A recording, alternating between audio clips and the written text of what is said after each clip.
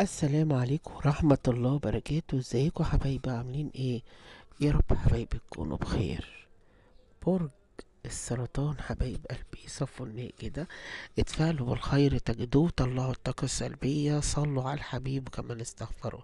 طبعا حبايبي اللي أول مرة بيزوروا قناة أم أحمد، ما تنسوش تعملوا اشتراك وشير ولايك للفيديو. وحبايبي بقى أولادي وأخواتي الموجودين في القناة، حطوا ايه لايك وشيروا الفيديو، وننزل نكتب كومنتات كتيرة، نصلي على الحبيب وكمان نستغفر. الاستغفار بغير الأقدار من حال لحال أفضل. طبعا حبايبي لازم يكون عندنا يقين وثقة في الله وحده، إنه لا يعلم الغيب إلا الله، محمد رسول الله، لا حول ولا قوة إلا بالله. انت الناس بالها مشغول بيك جدا وسايبينك في حالك ولا عايزين يسيبوك في حالك.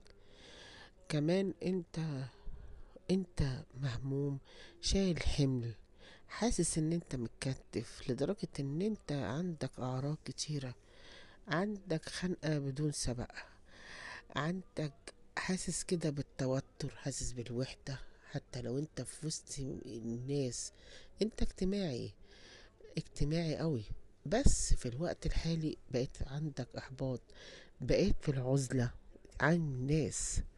اللي انت بتعمله في الوقت الحالي ده صح، عشان الناس اللي حواليك بيتكلموا عليك وهم اصلا مش سايبينك في حالك.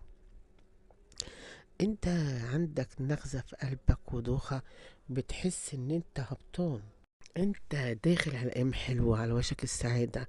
لازم تخش كده وانت داخل بطاقة ايجابية، زي ما كان قلبك جامد وطاقتك ايجابية وحلوة. انت بدأت عندك تشاؤم من كتر السهر والوحدة، بقى عندك احباط، السهر تعبك، السهر عمل لك هالات سودة، السهر خلاك مش مظبط نومك. لا، عايزاك ترجع حياتك زي الاول، ان انت تعرف تعمل ايه.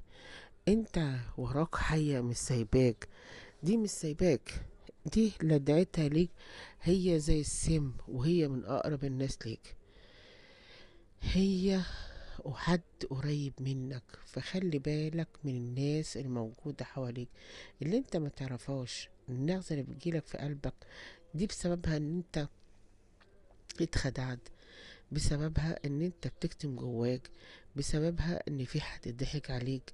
انت حبيت حد، قربت من حد، بس الحد ده اذاك، سرق فلوسك، سرق مالك. ممكن ده يكون من برج الثور. انت بدأت تبعد عن الناس، انت بتديهم ظهرك، انت مش عايز تكون معاهم.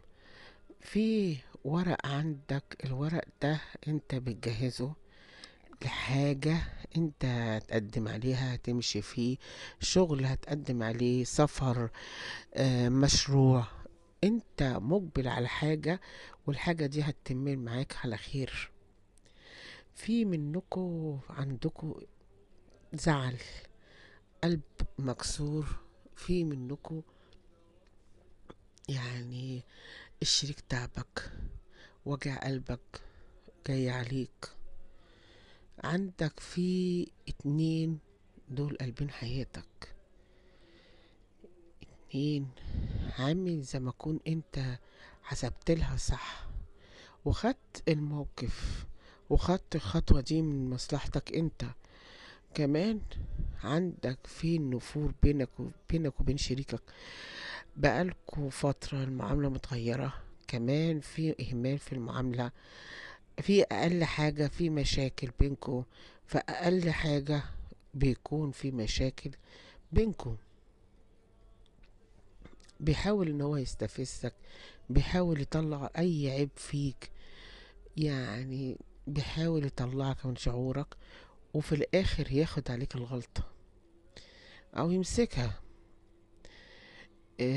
زي ما يكون كده عندك شخص مع الشريك، والشخص ده عايز ينتقم منك انت. الشخص ده طرف تالت مع شريك حياتك، والشخص ده عايز ينتقم منك، عايز يدخلك في مشاكل وفي حيرة مع الشريك، ويكون سبب البعد والنفور. انت اللي حاسبه بتلاقيه، واللي انت شاكك فيه هو هيوضح لك خلاص. يعني ممكن يوضح لك خلاص حاجات بسيطة، هتكون شايفه اللي انت حاسس بيه وشاكك فيه، وهيبان لك. كمان الفترة دي انت مش متحمل اي حاجة او بتتخانق وبتتعصب زيادة عن اللزوم، وده مش من طبعك، بل ان انت شفته واللي انت واجهته الفترة دي في حياتك كان صعب عليك قوي. انت من جواك بتصرخ ومحدش حاسس بيك، انت بتدي ظهرك للناس اللي حواليك، انت مش عايز تعاتب ولا عايز تلوم، ودايما بتقول حسبنا الله ونعم الوكيل، وموكل ربنا امرك. لا اله الا الله محمد رسول الله. في عندك طرف تالت واقف لك انت والشريك، والشريك دايما بيسمح له ان هو يتدخل جوه العلاقة، هو اللي مسامح له كده، هو مديله الفرصة لكده. لا اله الا الله. انت مضغوط في كذا حاجة ورا بعض، انت تعبت من الالتزامات، تعبت من الضغوطات، تعبت ان انت تحملت حاجات كتير، محدش بيعذر ولا حد بيقدر اللي انت بتعمله. انت كنت الفترة اللي فاتت كنت يعني عايش زي المخدوع، لكن انت مش هتسكت، لان انت اكتشفت الخديعة دي واكتشفت المؤامرة اللي كانت بتعمل عليك. انت الفترة دي بتاخد حقك وبترد الألم ألمين، يعني الفترة الجاية انت هتعرف تاخد حقك والضعف زي ما بيقولوا. لا إله إلا الله محمد رسول الله. لا حول ولا قوة إلا بالله. ما بقاش عندك ثقة في حد، حتى في شريكك في شك عندك وهيبان. في منكو فارق واتخدع من الطرف التاني، اتخدع من شريكه. انت اوقات كتير بتبقى عايز تقعد مع نفسك وتبعد عن الناس كلها، بس مش لاقي راحة. حتى وانت بعيد مش لاقي الراحة، تفكير بتعبك، تفكير 24 ساعة بتفكر، مش مدي لنفسك راحة ولا مراحم نفسك من كتر التفكير، ولا عايز تتكلم مع حد ولا عايز حد يتكلم معاك. وصل بيك الحال ان انت قافل بابك ومش عايز تتكلم ولا تحكي. انت قلبك وجعك واللي فيك مكفيك، لكن محدش مقدر ولا حد حاسس. انت عندك في خطوات جاية، شريك هياخد خطوة تجاهك، كمان في عندك احتضار، هو بيتمناك وحس بالخسارة بتاعتك، وراجع لك وهو ندمان، وراجع ان هو بيعتذر لك. انت قافل في حاجات كتيرة جدا ومش مسامح، مش مسامح اي كلمة انت سمعتها، لما ان ما كانش العشم ان انت تسمع. مش انت الكلام ده اللي اتقالك، انت وقفت وكنت جدع، وكنت انت اكتر حد كنت جدع معاه، يمكن منه ما كانش واقف جنبه. بس فين التقدير بقى؟ مفيش حد بيقدر حاجة، انت عملت اكنك ما عملتش، عشان كده انت قافل، ومش سهل ان انت تسامح ولا تصفى، مش قادر تنسى اللي هو عمله واللي أثر معاك فيه. عندك فيه خير، عندك ان شاء الله جني رزق وفرحة وفرح خير ليك الفترة الجاية، انت هتجني فيها الخير حلو جدا، ده ليك انت. في كمان عندك اتنين خارجين من حياتك، الاتنين دول اذى، ودول طالعين برا حياتك. عندك حد عايز يزوقك، عايز يوقعك في مشكلة، يعمل معاك اي غلط، بس سبحان الله هو اللي هيقع، لان ربنا بيحرسك انت. واللي عايز يوقعك في المشكلة هو اللي هيقع فيها، المكيدة اللي بيعملها عشانك هيقع فيها، اللي عايز يضربك في ظهرك هو اللي هيقع، والضربة هتكون عليه هو. في عندكوا خروج من طاقة سلبية، خارجين منها، عندكم في انفراج، في عندكم تسديد دين، في رزق حلو، رزق حلو وجاي. لا اله الا الله محمد رسول الله، لا حول ولا قوة الا بالله. انت كنت مضغوط نفسيا الفترة اللي فاتت ديت، وربنا هيفكها عليك، وهتطلع من الكرب اللي انت فيه.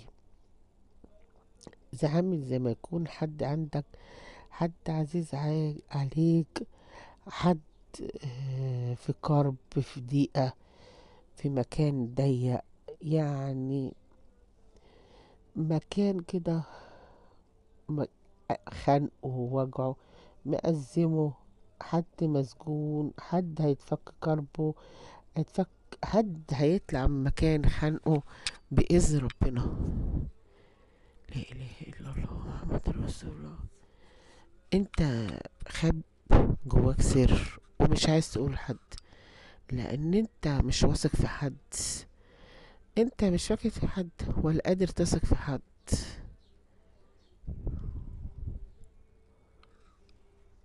في رجوع منفصلين بعد زعل فترة طويلة، في عندكوا سحر وده مأثر عليك برضو وعلى أسرتك، وعندك في نفور بينك وبين شريكك بسبب، بينك وبين الشريك في مشاكل كتيرة على أتفه الأمور، وخنقة باستمرار طول ما انت موجود في المكان اللي هو فيه السحر. السحر ده عندك هو معمول بالتفريق ووقف الحال، والشخص اللي أذيك ده بالسحر ده حد قريب منك،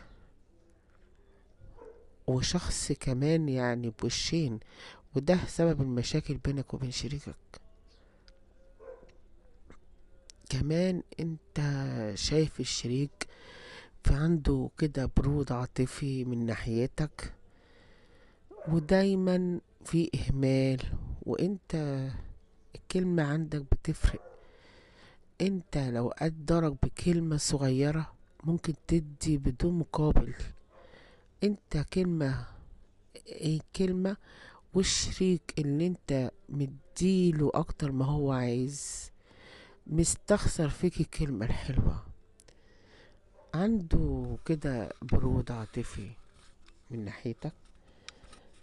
عندك حاجات هتتملك، وفي ان شاء الله عندك في نصرة في محكمة. لا اله الا الله محمد رسول الله. في زعل بينك وبين حد، والشخص ده جاي لك وجاي بخطوته، وانت قلبك طيب وبتصلح بسرعة وبتروق بسرعة.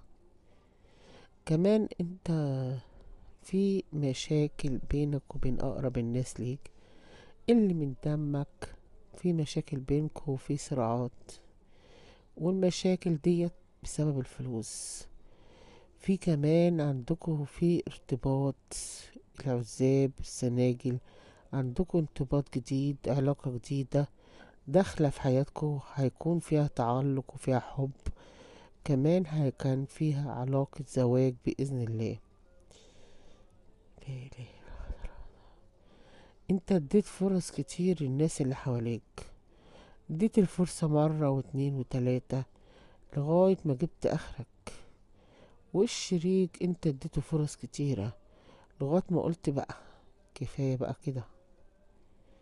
انت بالنسبة لك نفس الفرص خلاص، الرصيد عندك خلص، ان انت تديله فرص تانية.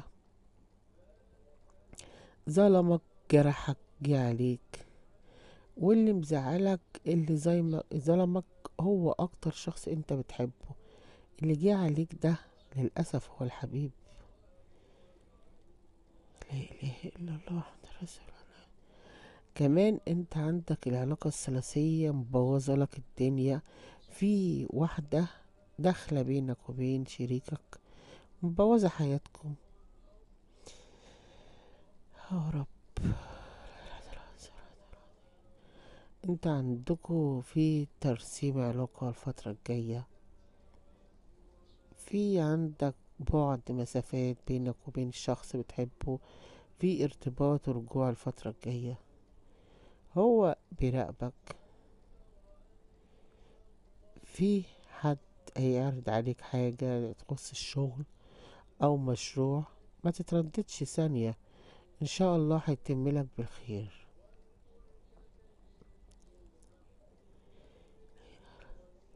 عندكوا في طاقة سلبية وما عندكوش ثقة من اللي جاي، اطلعوا من الضيقة والخنقة اللي انتوا فيها. في رجوع منفصلين، في ارتباط جديد، في فرحة، في خبر حلو انت هتسمعه، وده هيفرق معاك الفترة الجاية.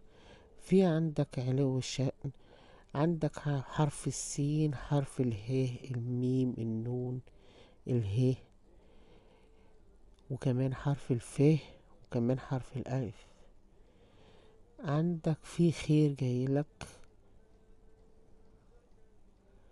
لا إله إلا الله. في عندك رزق جايلك بعد خطوتين، إن شاء الله رزقك جايلك غد.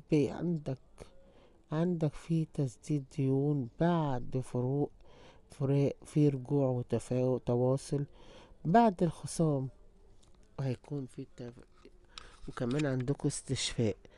لكن عندك في مشاكل تخص أهل الشريك، ودايما انت بتعاملهم بالطيبة، وبتعاملهم بحنية، واللي جواك وجواك نقي، يعني اللي في قلبك بتقوله، ولا عندك خبث ولا لقم.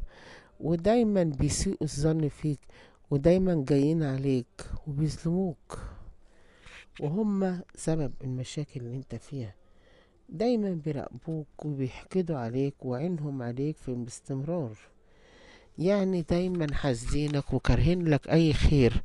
لكن اعدائك دي الفترة الجاية انت هتتصدم من حاجات كتيرة، هتتم لك فرحة وجبر خاطر ونجاح هيكون من نصيبك. كلهم هيكونوا مذهولين من اللي انت هتوصل له.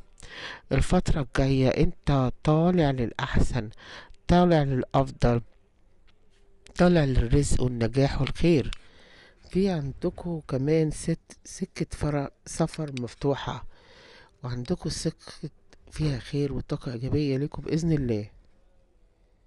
الكوابيس اللي انت تحلم بيها يا ريت ما تحكيهاش لحد، وتداري، لأن انت عندك في خطوبة بإذن الله، وهتكون حلوة، ودي هتديك طاقة الإيجابية.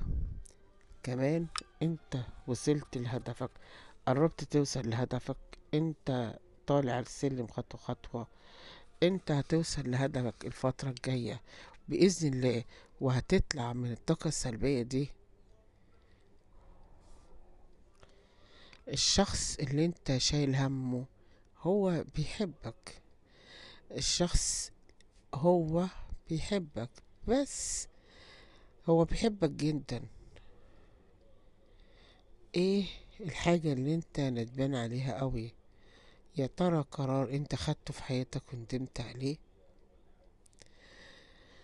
الخنقة والضيقة والنغزة اللي بيجيلك دي، عليك بقى بالقرآن. اقرأ قرآن، انت بقالك فترة تعبان ومخنوق وزهقان وشايل مسؤولية اكتر ما انت متخيلة، شايل مسؤولية وحمل كبير. الحسد، الحسد باين عليك، شعرك بدأت تتساقط، وبشرتك بقت بهتانة، ألم مش طبيعي، ضربات قلب سريعة.